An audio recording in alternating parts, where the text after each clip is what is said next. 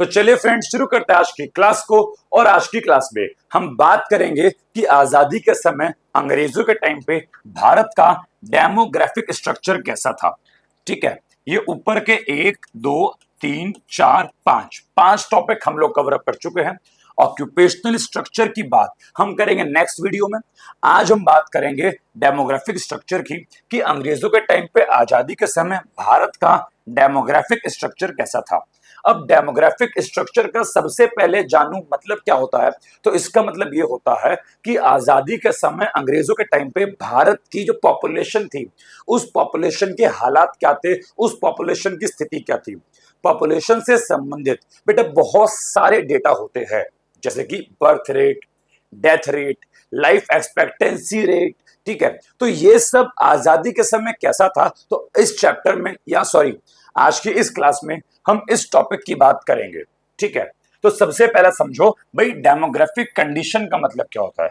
तो demographic condition में वो सभी वेरियस इंडिकेटर्स आते हैं जो एक देश की पॉपुलेशन से संबंधित होते हैं, जैसे कि लाइफ एक्सपेक्टेंसी रेट कि एक देश में लोग कितने समय तक जीवन जी पाते हैं, लिटरेसी रेट एक देश की पॉपुलेशन कितनी पढ़ी लिखी है, birth rate, death rate etcetera. हम इन सब की बात करने जा रहे हैं इस वाले टॉपिक के अंदर कि भाई हमको ये भी जानना है कि अंग्रेजों के टाइम पे हमारे देश की पॉपुलेशन के हालात क्या थे। तो जब पॉपुलेशन के हालात निकालने की बारी आई तो बेटा इसकी शुरुआत हुई 1881 से 1881 से।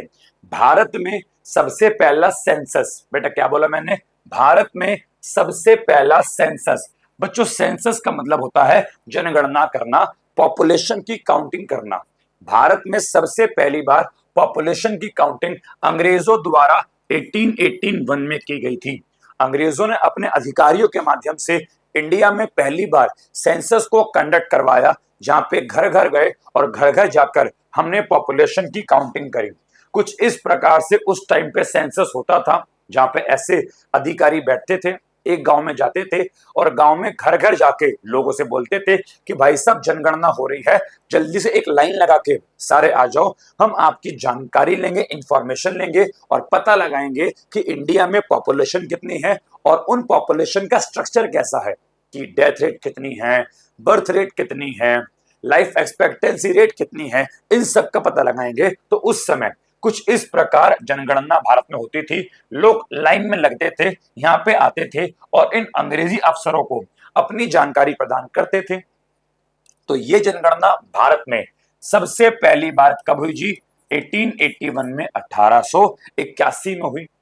ठीक है, और जब जनगणना हुई तो इट रिवील्ड, बच्चों रिवील्ड का मतलब होता है खुलासा करना। तो 1881 में जब जनगणना हुई तो एक चीज का खुलासा हुआ और वो ये हुआ कि हमें जनगणना में अनइवननेस मिली। बेटा अनइवननेस का समझो मतलब क्या होता है। अनइवननेस का मतलब होता है जनगणना का समान ना होना। किसी एरिया में तो जनसंख्या बहुत ज्यादा थी और किसी एरिया में जनसंख्या बहुत कम थी। जब ऐसा पाया जाता है कि किसी क्षेत्र में जनसंख्या का बहुत ज्यादा होना और किसी क्षेत्र में जनसंख्या का बहुत कम होना, तो उसको बोलते हैं अनइवननेस। क्या बोलते हैं? अनइवननेस। और हमें इंडिया की पॉपुलेशन ग्रोथ में, हमें भारत की पॉपुलेशन ग्रोथ में इस प्रकार की अनइवननेस देखने को मिली। और तभी से 1881 में सेंसस हुआ, अनइवननेस देखने को मिली और तभी से डिसाइड किया कि अब से हर 10 साल के अंतराल में, हर 10 साल के अंदर अंदर देश के अंदर, भारत के अंदर सेंसस किया जाएगा, भारत के अंदर जनगणना की जाएगी। जैसे कि अगर पहली बार जनगणना 1881 में हुई तो फिर उसके 10 साल बाद 1891 में होगी, फिर उसके 10 साल बाद 1901 में होगी, फिर उसके 10 साल बाद 1911 में और फिर उसके 10 साल बाद 1921 में। तो जब 10 साल बाद 1921 में जनगणना हुई, यहां पर तो आराम से जनगणना हुई, कोई समस्या नहीं आई।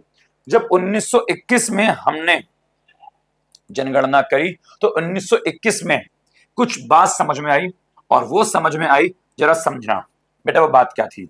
मैं आपको एक टॉपिक समझाता हूं जो कि आपको डिटेल में नहीं पढ़ना, बस उसका नाम जानना है। देखो भाई, जब आप ग्रेजुएशन वगैरह में आ जाओगे तो पॉपुलेशन के ऊपर एक टॉपिक होता है, एक थ्योरी होती है जिसको बोलते हैं डेमोग्राफिक ट्रांजिशन।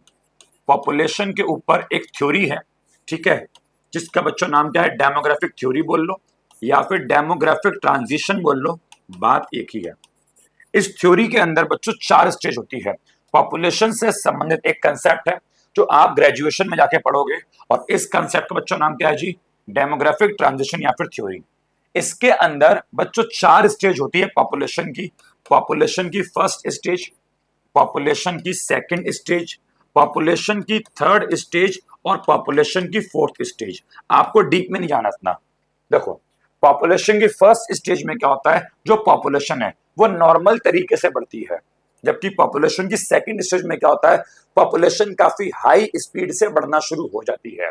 फिर थर्ड स्टेज में पॉपुलेशन वापस से नॉर्मल हो जाती है, और चौथी स्टेज में पॉपुलेशन कांस्टेंट हो जाती है, ना तो बढ़ेगी ना तो घटेगी, सेम रहेगी।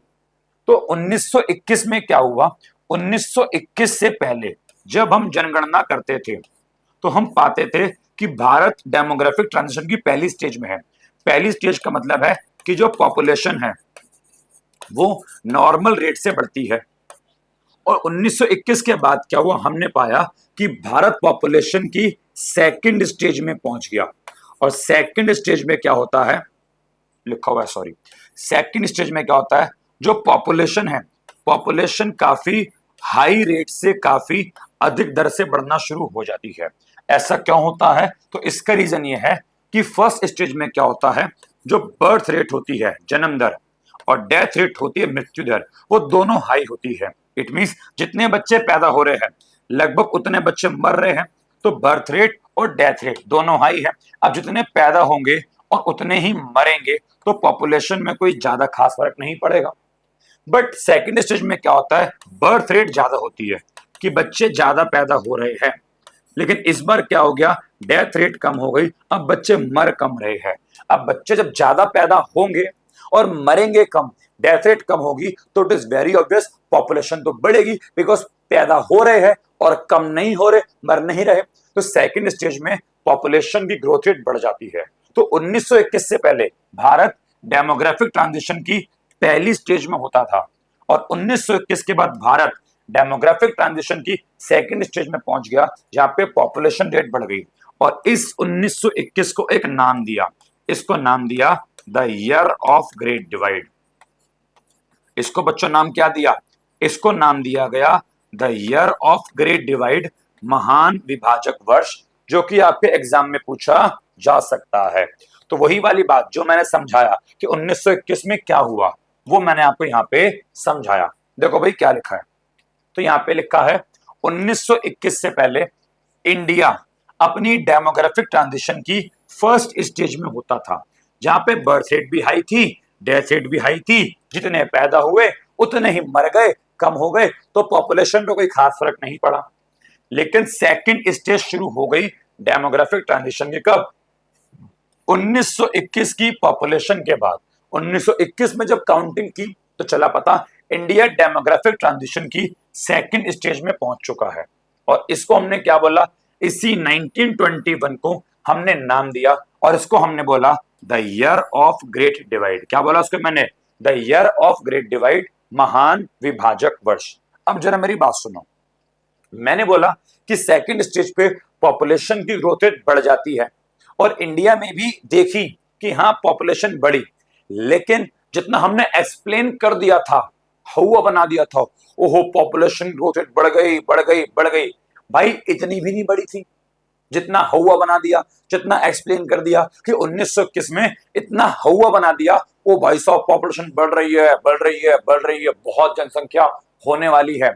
अरे भाई इतनी भी नहीं बढ़ी थी, समझ में आ गया। वही बात यहां बोला गया है कि हाउएवर, हालांकि जो उस समय भारत की कुल जनसंख्या थी और भारत की जो ग्रोथ रेट थी एट दिस स्टेज, मतलब सेकंड स्टेज पे, वॉज नॉट वेरी हाई।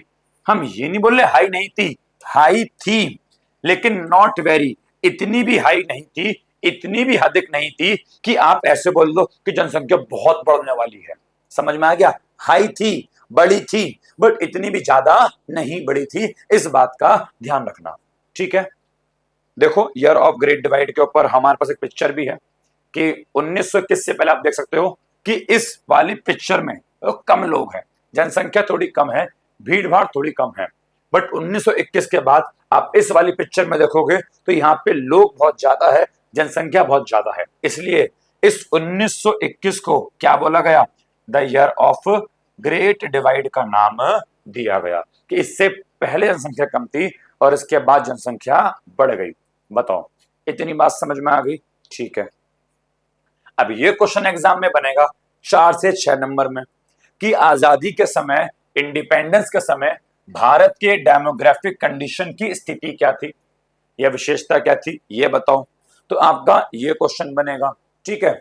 या फिर आपका क्वेश्चन बनेगा कि सोशल डेवलपमेंट इंडिकेटर, आजादी के समय भारत के सोशल डेवलपमेंट इंडिकेटर कैसे थे। तो हम इन्हीं डेमोग्राफिक कंडीशन को ही हम, एक मिनट, हाँ जी, हम इसी डेमोग्राफिक कंडीशन को ही बच्चों सोशल डेवलपमेंट इंडिकेटर भी कहते हैं, सामाजिक विकास के सूचक। तो कोई भी क्वेश्चन आए आपको ये लिख के आना है। तो चलिए पढ़ते हैं। बताओ भाई, आजादी के समय सबसे पहले क्या था? तो हाई डेथ रेट थी और हाई बर्थ रेट थी, मतलब जन्म दर भी अधिक थी और डेथ रेट भी अधिक थी। डेथ रेट को बच्चों आपकी एनसीईआरटी में क्या बोला गया है? Mortality rate. तो आप डेथ रेट बोलो या मॉर्टेलिटी, एक ही बात है। देखो, ये बोलता है आजादी के समय भारत में बर्थ रेट काफी ज्यादा थी। बर्थ रेट काफी ज्यादा होने का मतलब ये है कि भाई बहुत ज्यादा बच्चे पैदा हो रहे थे, और डेथ रेट भी अधिक थी कि बहुत बच्चे मर भी रहे थे। अब बर्थ रेट ज्यादा होना या डेथ रेट ज्यादा होना एक देश के पिछड़ेपन को शो करता है, एक देश की बैकवर्डनेस को शो करता है। खुद सोचो, अगर एक देश में बर्थ रेट ज्यादा है, ज्यादा बच्चे पैदा हो रहे हैं, तो उसका मतलब ये निकल के आता है कि वहां के लोग अभी अनपढ़ है, उनको इस बात की समझ नहीं है कि ज्यादा बच्चे, ज्यादा पॉपुलेशन देश के लिए अच्छा नहीं होता। वो लोग अभी नासमझ है, एजुकेशन का लेवल काफी कम है उन लोगों में। तो कहीं ना कहीं एजुकेशन का लेवल कम है, ये देश के पिछड़ेपन को शो करता है कि अभी भी लोग एजुकेटेड नहीं है, जागरूक नहीं है। डेथ रेट ज्यादा है। अब डेथ रेट ज्यादा होने का रीजन क्या है? तो गरीबी, कि भैया प्रेग्नेंट हो गए, बच्चा भी हो गया, लेकिन घर में गरीबी इतनी है कि बच्चे को खिलाने के लिए भाई सब दूध नहीं है, खिलाने के लिए खाना नहीं है, तो बच्चा तो मर ही जाएगा। अच्छी हेल्थ सुविधाएं नहीं है, अच्छे डॉक्टर नहीं है, अच्छे अस्पताल नहीं है। अब एक देश में गरीबी का ज्यादा होना, अच्छी हेल्थ का, अच्छे अस्पताल का ना होना उस देश के बैकवर्डनेस को शो करता है। तो आजादी के समय जो बर्थ रेट थी वो भी ज्यादा थी, जो डेथ रेट थी वो भी ज्यादा थी, ठीक है, दोनों ही काफी ज्यादा थी, जो कि एक देश के बैकवर्डनेस को, पिछड़ेपन को शो करता है। अगर बात करें आंकड़ों की, तो बर्थ रेट और डेथ रेट कितनी थी? तो बर्थ रेट थी 48 पर 1000 और डेथ रेट थी 40 पर 1000। मतलब अगर हजार बच्चों ने जन्म लिया, सॉरी गलत बोल रहा हूं, 48 पर 1000 का मतलब है कि प्रत्येक 1000 लोगों पर 48 बच्चों का जन्म होना। इसका बच्चों मतलब यह है कि अगर एक शहर में मान लीजिए 1000 लोग हैं, तो अगली साल उस शहर में 1000 प्लस 48 बच्चे और पैदा हो जाएंगे। तो 1000 लोगों पर 48 बच्चों का पैदा होना, ये एक अधिक जनसंख्या, एक अधिक आंकड़ा है। 1000 पर 48 का मतलब है बर्थ रेट काफी अधिक है, 4.8% के आसपास है। बात करें डेथ रेट की, तो 1000 लोगों में से 40 लोगों का मर जाना शो करता है डेथ रेट को, कि अगर एक देश में 1000 लोग हैं और अगली साल वहां कितने बचे? केवल 960, मतलब 40 लोग मर गए। तो ये आंकड़ा अपने आप में काफी ज्यादा है बर्थ रेट और डेथ रेट का। तो आजादी के समय ये आंकड़ा अच्छा नहीं था। बात करें किसकी? इन्फेंट मॉर्टेलिटी रेट की, शिशु मृत्यु दर की। अब भाई ये क्या होता है?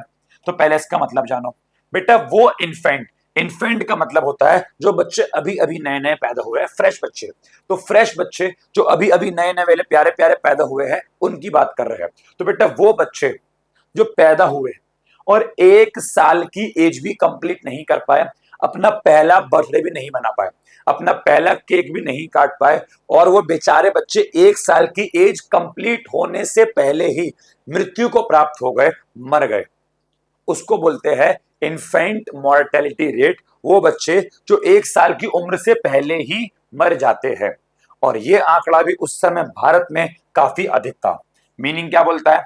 कि it refers to number of infant dying before completing the age of 1 year, 1 साल की एज कंप्लीट होने से पहले मरने वाले बच्चे, इसको भी प्रत्येक 1000 बर्थ पर काउंट करते हैं कि मान लीजिए 1000 बच्चों ने जन्म लिया तो कितने बच्चे जो है 1 साल से पहले मर गए, और बच्चों ये आंकड़ा था 218 पर 1000, जो कि अपने आप में बहुत ज्यादा अधिक आंकड़ा है। क्या बोलता है कि मान लीजिए अगर 1000 बच्चे बॉर्न हुए, 1000 बच्चों ने जन्म लिया, तो भाई साहब 218 बच्चे मर जाते थे, केवल और केवल 782 बच्चे ही अगले साल जीवन जी पाते थे, 218 बच्चे मर जाते थे। भाई आंकड़ा बहुत ज्यादा है, और इसका रीजन वही है, अच्छी हेल्थ का ना होना, अच्छी सुविधाएं ना होना, देश में गरीबी होना। वर्तमान की बात करें तो प्रेजेंट में, वर्तमान में इस समय आंकड़ा 33 पर 1000 है कि अगर इस समय 1000 बच्चे जन्म लेते हैं तो लगभग 33 बच्चे मर जाते हैं। अब तो फिर भी कम हो गया, लेकिन पहले कितना था, 218 पर 1000।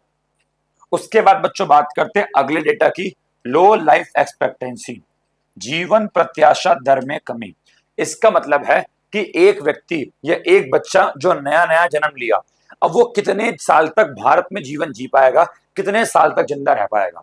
फॉर एग्जाम्पल वर्तमान में आज की डेट में जो लोग हैं 70-75 साल तक जीवित रह जाते हैं, 70-75 साल के बाद वो मृत्यु के पास पहुंच जाते हैं। लेकिन नॉर्मली एक इंसान भारत में 70-75 ईयर के आसपास जी जाता है।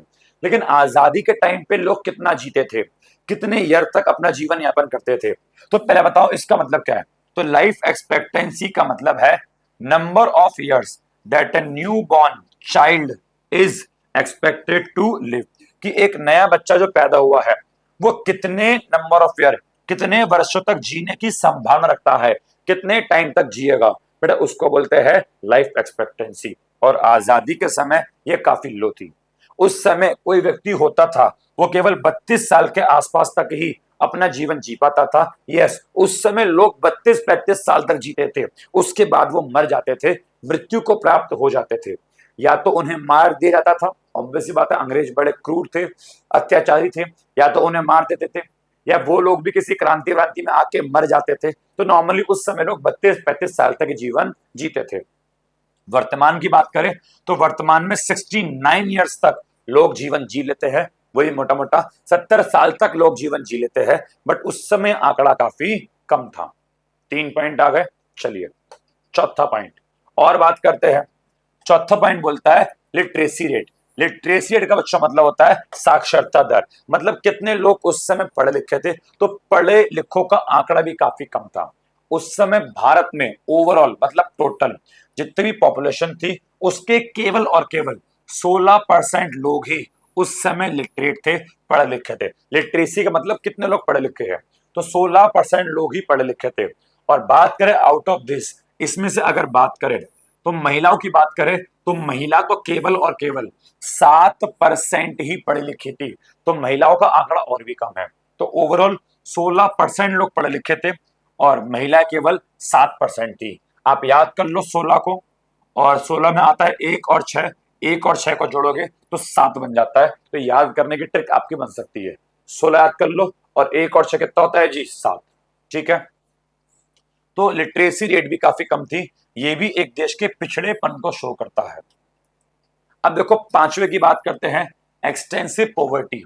एक्सटेंसिव पॉवर्टी के बच्चों मतलब है अधिक मात्रा में गरीबी, अधिक मात्रा में पॉवर्टी। देखो बेटा हमारे पास उस समय के गरीबी के रिलायबल डेटा, विश्वसनीय आंकड़े नहीं है। अब मुझसे पूछा जाए कि भैया गरीबी के डेटा क्यों नहीं है, गरीबी कितनी थी हमें क्यों नहीं पता, तो भाई मेरी बात सुनो। भारत में गरीबी मापने का मेथड, गरीबी को कैलकुलेट करने का मेथड ही आजादी के बाद डेवलप हुआ है। अब जब हमारे पास गरीबी मापने का मेथड था ही नहीं तो हम गरीबी कैसे मापते, तो हम गरीबी नहीं माप पाते थे, बिकॉज हमारे पास गरीबी मापने का मेथड नहीं था। गरीबी मापने का मेथड आजादी के बाद भारत में डेवलप हुआ है। अगर मैं थोड़ी नॉलेज की बातें बताऊं तो दादा भाई नौरोजी ने अंग्रेजों के टाइम पर गरीबी को मापने का एक मेथड डेवलप भी किया था, जेल कॉस्ट ऑफ लिविंग के नाम से, बट वो इतना अच्छा मेथड नहीं था, इतना बढ़िया मेथड नहीं था, इसलिए हम उसको इग्नोर करते हैं, उसको शामिल नहीं करते। तो सिंपल सिंपल गरीबी मापने के लिए कोई प्रॉपर मेथड नहीं था, जिसकी वजह से हम गरीबी माप नहीं पाए और हमारे पास गरीबी के लिए कोई भी रिलायबल डेटा, कोई भी विश्वसनीय आंकड़े नहीं है कि गरीबी थी कितनी, एक्सटेंट का मतलब किस हद तक गरीबी थी, हमारे पास इसको मापने के लिए कोई आंकड़ा नहीं है। बट हाँ, हम इतना तो भाई श्योर है कि पॉवर्टी भैया काफी ज्यादा ही होगी, बिकॉज ये तो है नहीं कि अमीरों अंग्रेजों ने हमें अमीर कर दिया होगा, अबे उन्होंने हमें लूटा है, बर्बाद किया है, तो गरीबी का आंकड़ा नहीं है। बट इतना तो पता ही है कि गरीबी तब भी बहुत ज्यादा ही होगी, कि अंग्रेजों के टाइम पर गरीबी क्या थी, काफी वाइड स्प्रेड थी, काफी ज्यादा थी। इतनी ज्यादा थी कि लोगों की स्थिति, लोगों की जो कंडीशन होती थी, जो स्थिति होती थी, वो काफी वर्स, वर्स का मतलब होता है बदतर, कि लोग जो स्थिति थी वो काफी बदतर हो जाती थी, बद से बदतर हो जाती थी। ठीक है, इतनी गरीबी होती थी कि भारत में फेमाइन, फेमाइन मतलब भूखमरी की समस्या हो जाती थी, कि लोगों के पास पैसा नहीं होता था कि कुछ खरीद कर खा ले और अपना पेट पाल ले। तो उस समय गरीबी भी काफी ज्यादा होती थी, एक्सटेंसिव लेवल ऑफ पॉवर्टी। ठीक है, और उसके बाद आखिरी पॉइंट क्या बोलता है, आखिरी पॉइंट बोलता है lack of adequate public health facility. ये बोलता है कि उस समय हमारे पास कोई भी प्रॉपर हेल्थ फैसिलिटी नहीं थी, सरकार ने, पब्लिक का मतलब सरकार ने जनता के लिए, तो सरकार ने जनता के लिए कोई प्रॉपर स्वास्थ्य सुविधाएं प्रदान नहीं की थी। क्या लिखा है, जो हेल्थ केयर अवेलेबिलिटी थी वो भी एक्सट्रीमली लिमिटेड, मतलब होता है काफी कम थी। Large section of the population had no access to any public health service. अधिकांश जनसंख्या के पास कोई भी हेल्थ सर्विस तक, एक्सेस का मतलब होता है पहुंच, कोई पहुंच नहीं थी। उनके गांव में, उनके आसपास कोई डॉक्टर नहीं था, कोई अस्पताल नहीं थे, कोई छोटे मोटे क्लिनिक भी नहीं थे, कोई प्राइमरी हेल्थ केयर सेंटर भी नहीं था। समझ में आ गया, जहां पर where health service were available. अब जहां पर हेल्थ सर्विस होती भी थी, पहले बात तो होती नहीं थी, लेकिन अगर कहीं पर हेल्थ सर्विस होती भी थी तो देवर ऑफन इनएडिक्वेट, तो वो हमेशा अपर्याप्त होती थी, कि अस्पताल एक है, क्लिनिक एक है, लेकिन लोग बहुत सारे हैं, इलाज करवाने के लिए जनता बहुत ज्यादा है, जिसकी वजह से could not meet the needs of the population, जनता की सभी आवश्यकताओं को पूरा नहीं किया जा पाता था। कंसिक्वेंटली, परिणाम स्वरूप वाटर एंड एयरबॉर्न डिजीज। बच्चों, वाटर एंड एयरबॉर्न डिजीज का मतलब होता है गंदे पानी या गंदी हवा से होने वाली बीमारियां। ठीक है, तो बोलता है अस्पताल नहीं थे, डॉक्टर नहीं थे, जिसकी वजह से गंदे पानी से या गंदी हवा से होने वाली बीमारियां काफी रैम्पेंट थी। रैम्पेंट का मतलब क्या होता है, काफी हाई थी, इतनी हाई थी कि लोगों के लिए उनके सर पे मौत मंडाती थी, उनके ऊपर जान का खतरा बना रहता था, इतनी ज्यादा बीमारियां उस समय होती थी, बिकॉज अस्पताल या कोई भी क्लिनिक अच्छे से नहीं था, तो पब्लिक हेल्थ फैसिलिटी भी सही नहीं थी। तो यहाँ पे हमने पढ़ा टॉपिक पूरा कि आजादी के समय डेमोग्राफिक कंडीशन कैसा था या सोशल डेवलपमेंट इंडिकेटर कैसे थे। पेपर में आएगा, आप 1 2 3 और ये 4 5 6 6 पॉइंट लिख के आएंगे। बताओ, यहां तक का मामला क्लियर है? होपफुली यहां तक का मामला आपका क्लियर है। ये टॉपिक इतना ही था। अब देखो इसके ऊपर एनसीईआरटी क्वेश्चन क्या बने हैं और फिर कुछ एमसीक्यूज करेंगे, देन क्लास को ओवर करेंगे। देखो भाई, एनसीईआरटी क्वेश्चन क्या है, बोलता है बताओ कौन से साल को डिफाइनिंग ईयर कहा गया है जब डेमोग्राफिक ट्रांजिशन की हम पहली स्टेज से दूसरी स्टेज में ट्रांसफर हुए। तो बताओ कौन से साल को बोला गया है जब हम पहली स्टेज से दूसरी स्टेज में ट्रांसफर हुए। तो 1921 को बोला गया है। और क्या बोला गया है, इसको बोला गया है the year of great divide. यही वो समय है कि जब हम लोग कहां से कहां ट्रांसफर हुए, फर्स्ट स्टेज से सेकंड स्टेज पे ट्रांसफर हुए। क्वेश्चन नंबर 1 हो गया। क्वेश्चन नंबर 2 बोलता है बताइए कि भारत का पहला ऑफिशियल सेंसस, ऑफिशियल का बच्चों मतलब होता है आधिकारिक या फिर सरकार द्वारा, तो भारत में सबसे पहली बार सरकार द्वारा जनसंख्या सेंसस कब हुआ, कब हुआ था? तो 1881 में हुआ था। ये हो गया इसका आंसर। क्वेश्चन नंबर 2 भी हो गया।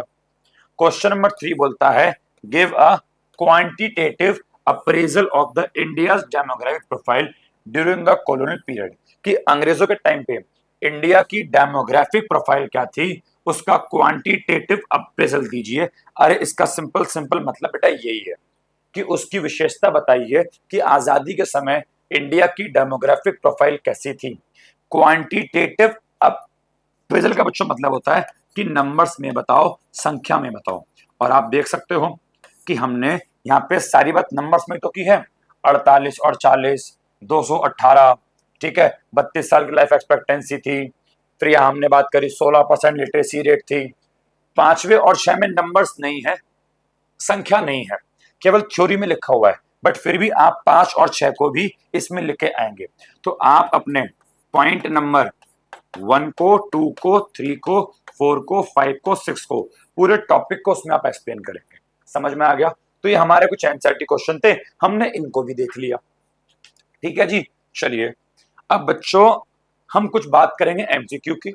मैं चाहूंगा पहले टॉपिक जो मैंने पढ़ाया आप रिवाइज कर लो पूरा, फिर इसके ऊपर हम आराम से एमसीक्यूज करते हैं। और वैसे भी एमसीक्यू आपने करने हैं, मैंने नहीं करने, ठीक है। चलिए रिवाइज कर लिया तो बताइए क्वेश्चन नंबर 1 का आंसर क्या है। India entered the dash stage of demographic transition after the year 1921। 1921 के बाद हम कौन सी स्टेज में ट्रांसफर हुए थे? हम सेकंड स्टेज में ट्रांसफर हुए थे। ठीक है, चलिए क्वेश्चन नंबर 2 जरा कीजिए। चलिए बोलता है during the British colonial rule, अंग्रेजों के शासन के समय the various social development indicator were not quite encouraging. ये बच्चों एनसीईआरटी क्वेश्चन है, ये एनसीईआरटी की एक लाइन से निकाला है मैंने।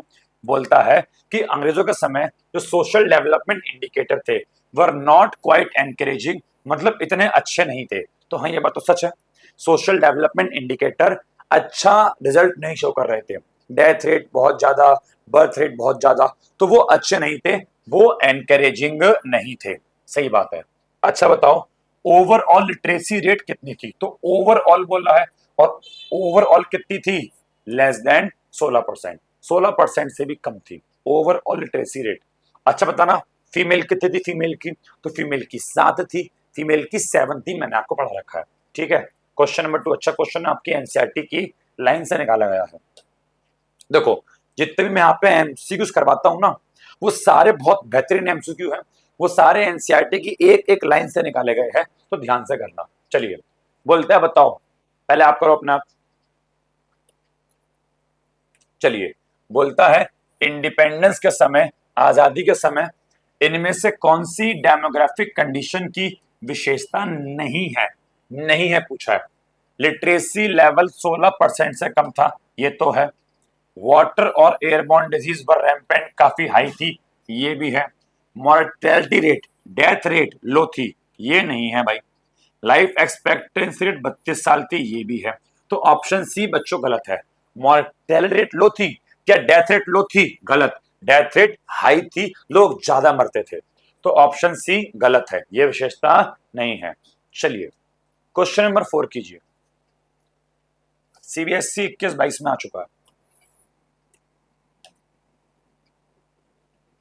चलिए दोबारा से वही क्वेश्चन, बताओ डेमोग्राफिक कंडीशन के बारे में क्या ट्रू नहीं है, इनमें से क्या बात गलत है? तो 3 बात ट्रू होगी और 1 बात फॉल्स होगी। इन्फेंट मोर्टेलिटी रेट हाई थी, यस, बच्चे ज्यादा मरते थे 1 साल से कम एज वाले, तो इन्फेंट मोर्टेलिटी रेट, शिशु मृत्यु दर हाई थी, ये तो ट्रू है। 1921 के बाद इंडिया सेकंड स्टेज में आ गया था, भाई ये भी ट्रू है। Life expectancy was too high, ये फॉल्स हो गया। क्या लाइफ एक्सपेक्टेंसी बहुत ज्यादा थी? क्या लोग बहुत अधिक समय तक जीवन जीते थे? गलत, अरे मात्र 32 साल तक जीवन जीते थे भाई, तो ये तो फॉल्स हो गया। फीमेल लिटरेसी रेट 7% थी, ये भी ट्रू है। तो ऑप्शन सी ये स्टेटमेंट गलत है। ठीक है, चलिए क्वेश्चन नंबर 5 कीजिए। चलिए बोलता है कि आजादी के समय निम्न में से कौन सा इंडिकेटर जेंडर बायसनेस को शो कर रहा है? जेंडर बायसनेस का मतलब होता है मेल और फीमेल के बीच भेदभाव। जब हमने पढ़ा था मॉर्टेलिटी रेट, तो क्या हमने कहीं मेल फीमेल की बात करी थी? नहीं करी थी, तो ये तो शो नहीं करता। जब पढ़ा लाइफ एक्सपेक्टेंसी, कितने बच्चे 1 साल से पहले मरते हैं, क्या मेल फीमेल की बात करी थी? नहीं करी थी। डेथ रेट के अंदर नहीं करी थी। लेकिन जब हमने क्या पढ़ा था, लिटरेसी रेट, हमने यहाँ पर मेल फीमेल की बात करी थी कि ओवरऑल 16% लोग पढ़े लिखे हैं, जबकि फीमेल का आंकड़ा केवल 7% है। तो इसी वाले पॉइंट में हमने बात करी फीमेल के बारे में, मेल के बारे में, ओवरऑल के बारे में। तो यही वाला पॉइंट शो करता है जेंडर बाइसनेस को, कि महिला केवल 7% ही पढ़ी लिखी थी, जबकि ओवरऑल पूरे देश में 16% लोग पढ़े लिखे थे। तो ये जेंडर बाइसनेस को शो करने वाला पॉइंट है। कौन सा? Literacy rate. ठीक है, अच्छा क्वेश्चन था। चलिए क्वेश्चन नंबर 6 कीजिए। ये सारे एनसीईआरटी वाले क्वेश्चन हैं। चलिए किया, देखिए बोलता है जब हमने सेंसस किया और बहुत सारी पॉपुलेशन डिटेल निकाली, तो बोलता है various details about the population of British India were first collected. तो हमने पहली बार इंफॉर्मेशन कलेक्ट कब करी थी? एक सेंसस के थ्रू 1921 में। गलत बेटा, सेंसस तो 1881 में हुआ था, जिसने अनइवननेस को शो किया था। ये बात सही है, अनइवननेस थी, बट स्टेटमेंट गलत है। क्यों? 1881 में हुआ था, तो पहली स्टेटमेंट क्या हो गई जी? फॉल्स। स्टेटमेंट 2 चेक करते हैं। बोलता है तो सेकंड स्टेज थी डेमोग्राफिक ट्रांजिशन की, वो 1921 के बाद शुरू हुई। इतना तो ट्रू है। आगे बोलता है the total population of India, India की कुल जनसंख्या, और the rate of population growth at this stage was very high. ये तो गलत हो गया, गलत। यहां पे लिखा था वाज नॉट वेरी हाई, कि इस स्टेज पर बोलता है पॉपुलेशन ग्रोथ रेट और इंडिया की कुल पॉपुलेशन बहुत हाई थी। भाई हाई थी, बट इतनी भी हाई नहीं थी, तो वाज नॉट वेरी हाई मैंने आपको पढ़ाया था। तो सेकंड स्टेटमेंट भी फॉल्स है कि इतनी भी हाई नहीं थी। तो both the statement are false. Option D is the answer. ठीक है, चलिए क्वेश्चन नंबर 7 देखो, रीजन और अदर्शन वाला क्वेश्चन है। अदर्शन, ड्यूरिंग द कॉलोनियल रूल, अंग्रेजों के शासन के समय मॉर्टेलिटी रेट मतलब डेथ रेट और इन्फेंट मॉर्टेलिटी रेट शिशु मृत्यु दर, वो दोनों ही वेरी हाई थी। तो ये स्टेटमेंट ट्रू है। भाई डेथ रेट बहुत ज्यादा थी। कितनी थी याद है आप लोगों को? ये थी 40/1000, कि प्रत्येक 1000 पे 40 लोग मरते थे। इन्फेंट मॉर्टेलिटी भी हाई थी, IMR कितनी थी? 218/1000, कि प्रत्येक बच्चों के जन्म लेने पर 218 मरते थे। तो ये तो ट्रू है, दोनों हाई थी। रीजन क्यों ट्रू है? क्योंकि British never paid any heed. बच्चों, हीड का मतलब होता है अटेंशन। तो अंग्रेजों ने कभी भी कोई भी अटेंशन नहीं दी कि पब्लिक हेल्थ फैसिलिटीज को इंप्रूव किया जाए। भाई सही बात है, अगर पब्लिक हेल्थ फैसिलिटी इंप्रूव होती, अच्छे अस्पताल, अच्छे डॉक्टर होते, तो डेथ रेट इतनी ना होती, इन्फेंट मॉर्टेलिटी रेट भी इतनी ना होती। तो ये भी स्टेटमेंट ट्रू है। तो और ये इसका सही एक्सप्लेनेशन भी है, बिकॉज इसी की वजह से, सही ध्यान ना देने की वजह से ही लोग मरते थे। तो ऑप्शन ए अदर्शन भी ट्रू, रीजन भी ट्रू, और रीजन सही एक्सप्लेनेशन है किसका? अदर्शन का, ऑप्शन ए। चलिए क्वेश्चन नंबर 8 कीजिए। हाँ जी, बोलता है अदर्शन कि 1921 को the year of great divide कहते हैं। तो ये स्टेटमेंट ट्रू है। क्यों बोलते हैं? बिकॉज 1921 के बाद भारत की टोटल पॉपुलेशन कभी नहीं घटी। ये भी ट्रू है। 1921 के बाद पॉपुलेशन बढ़ती रही, हम तभी तो आए सेकंड स्टेज में कि अब पॉपुलेशन बढ़ रही है। तो 1921 के बाद पॉपुलेशन भारत में कभी नहीं घटी, और क्योंकि पॉपुलेशन कभी नहीं घटी, तभी तो हम कहां पे एंटर हुए? सेकंड स्टेज में। तो दोनों स्टेटमेंट ट्रू है। और सही बात है, पॉपुलेशन नहीं घटने की वजह से, पॉपुलेशन लगातार बढ़ने की वजह से ही हम सेकंड स्टेज में ट्रांसफर हुए, और उसे क्या बोला गया? The year of great divide बोला गया। ठीक है, चलिए क्वेश्चन नंबर 9 कीजिए।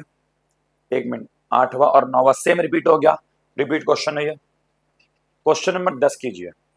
उसके बाद और भी है क्या? खत्म हो जाएगा। आखिरी क्वेश्चन है, CBSE 21-22 के एग्जाम में आ चुका है। हाँ जी, क्या क्वेश्चन है जरा देखो एक बार। बोलता है इंडिपेंडेंस के समय इंडिया की डेमोग्राफिक कंडीशन को किस स्टेटमेंट द्वारा शो किया गया है? मतलब इनमें से कौन सी स्टेटमेंट सही है? तो इनमें से 3 गलत होगी और एक सही होगी। बताओ, लिटरेसी लेवल लो था, ये तो सही है। मॉर्टेलिटी रेट लो थी, भाई ये तो गलत हो गया, हाई थी, तो ये तो स्टेटमेंट मतलब ए गलत हो गई। आगे क्या चेक, जब यहीं पे गलत हो गया आगे मैं क्या चेक करूं, मेरे को देखना है सही स्टेटमेंट कौन सी है, तो पहली गलत हो गई। लिटरेसी लेवल हाई था, यहीं पे गलत हो गया, आगे चेक ही नहीं करना। लिटरेसी लेवल हाई कहाँ था भाई, लो था, ये भी नहीं है। लिटरेसी लेवल लो था, सही है। Death rate, mortality rate high थी, ये भी सही है। लाइफ एक्सपेक्टेंसी हाई थी, गलत, लोग 32 साल के बाद ही मरते थे, तो ये स्टेटमेंट भी गलत हो गई, मतलब ऑप्शन डी सही होगा। आइए एक बार देख लेते हैं। लिटरेसी लेवल लो था, सही। मॉर्टेलिटी रेट हाई थी, सही। लाइफ एक्सपेक्टेंसी लो थी, हाँ सही, 32 साल तक की थी केवल, तो ऑप्शन डी सही है। समझ में आ गया?